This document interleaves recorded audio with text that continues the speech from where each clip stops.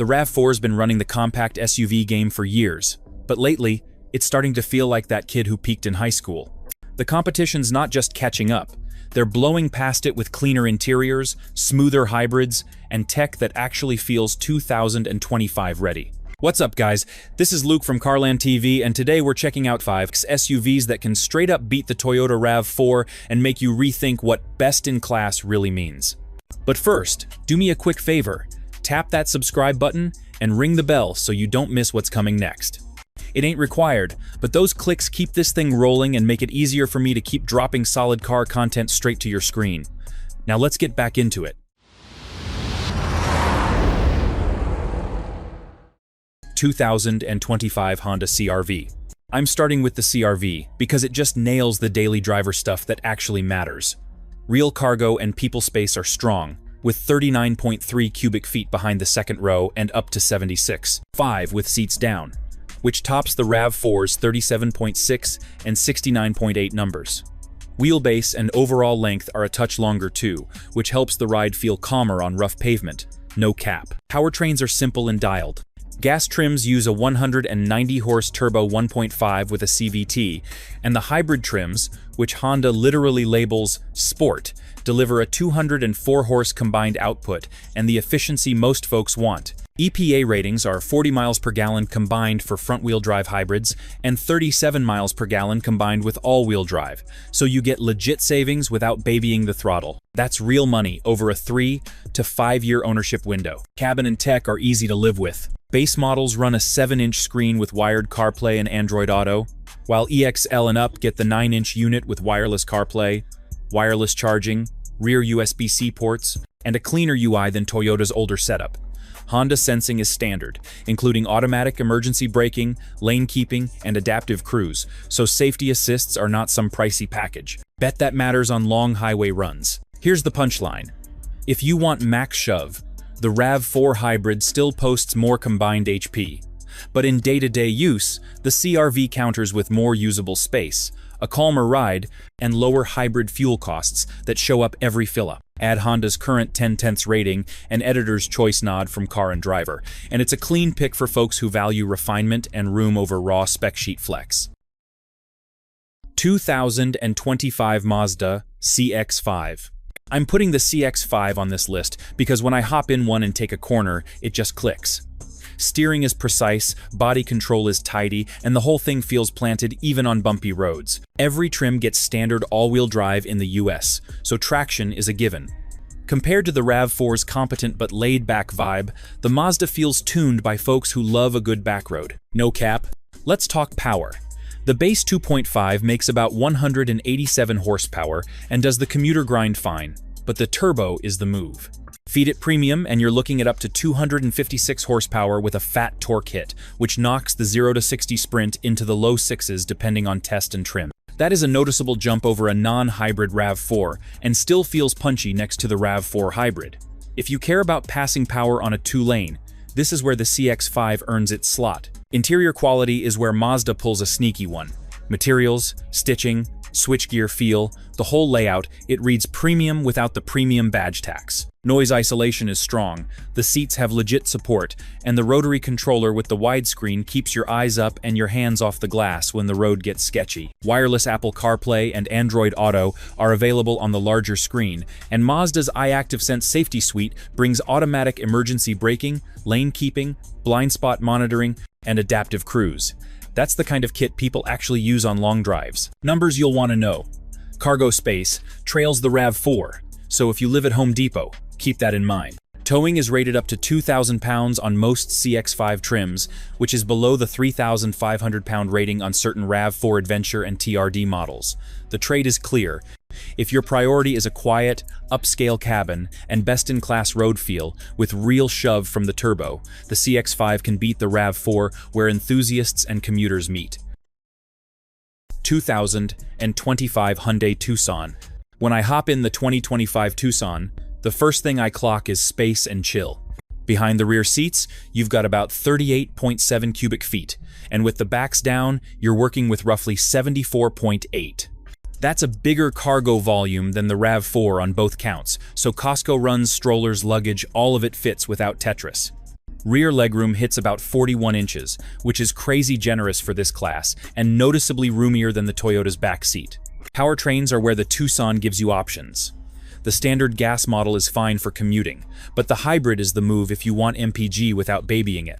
The blue trim is EPA rated up to 38 mpg combined, and the other hybrid trims are rated around 35 combined. Output sits at a healthy 231 horsepower from the 1.6 turbo hybrid setup, and all-wheel drive is available. If you're cross-shopping RAV4 hybrid, keep in mind the Toyota posts around 39 combined, but the Hyundai counters with the quieter, smoother vibe and newer cabin tech. Bet long trips feel easier in this one. Tech and cabin feel are where the Tucson leans in. You can get dual 12.3-inch displays, a clean UI, a proper head-up display on higher trims, and the usual must-haves like wireless Apple CarPlay and Android Auto, plus a wireless charger and USB-C ports. Hyundai's safety stack is loaded too, with lane keeping, blind spot monitoring, rear cross-traffic alert, adaptive cruise, and the camera-based blind spot view monitor on upper trims. Day-to-day, it just feels modern and easy, like the menus were designed by people who actually drive. Bottom line for me, if your priority is space, quiet, and tech that doesn't fight you, the Tucson can beat the RAV4 on real-life comfort and usability. You trade a tick of hybrid MPG for a cabin that feels fresher, more room out back, and features that punch above the price tag. No cap. 2025 Volkswagen Tiguan. The new Tiguan doesn't shout for attention, it just rolls up clean and confident. The styling went full Euro, smooth lines, tighter stance, and a front end that looks way more expensive than it is. When I first sat in it, it honestly felt closer to an Audi Q5 than something priced around the low 30s. The cabin's layout hits right too. Big digital cluster, soft touch panels everywhere, and lighting that feels like someone actually cared about the details. Performance got a solid bump this year. The 2-liter turbo now makes 201 horsepower and 221 pounds-feet of torque, paired with an 8-speed auto that doesn't lag like the old one. It's not built to drag race a RAV4 hybrid, but the way it pulls and shifts is smoother, more refined. EPA estimates are in the mid-20 seconds combined, depending on drivetrain, and reviewers from Car and Driver and Edmunds pointed out how quiet it runs even at highway speeds. That composure and road feel are where the German tuning shows up, no cap. Space and usability still check out. You've got about 26 cubic feet behind the second row, close to 59 when folded flat. The RAV4 still hauls more on paper, but the Tiguan's floor is wide and flat, so it's easier to load big stuff. Safety gear is full stack. Adaptive cruise, lane keep, blind spot assist, and emergency braking standard. The SEL R-Line trim even adds massaging seats, a 15-inch screen, and ambient lighting you can color tune. Bet you won't find that in a Toyota showroom. So yeah, if you want a small SUV that feels like a grown-up ride without paying German luxury prices, the 2025 Tiguan clears that bar easily. The RAV4 wins on fuel economy, sure, but the VW flexes harder on refinement, build quality, and that chill premium vibe you notice every mile. 2025 Kia Sportage. Here's where I save folks money without feeling like a downgrade.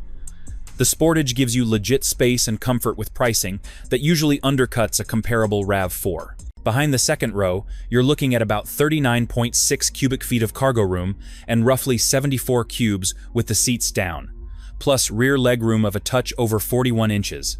That back seat is adult-friendly, road trip-friendly, and kid seat-friendly.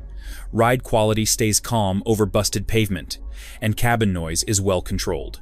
I've taken it on long highway runs and it cruises easily, no cap. Powertrain choices are the cheat code. The hybrid pairs a 1.6 turbo with an electric motor for punchy torque around town, and the front-wheel drive version is rated up to about 43 miles per gallon combined, while all-wheel drive trims sit around 38 combined. If you want max efficiency plus commute flexibility, that's a sweet spot. There's also a plug-in hybrid with about 30+ miles of electric range and a combined output of around 261 horsepower. That setup covers school runs and errands on electrons during the week, then road trips on gas over the weekend.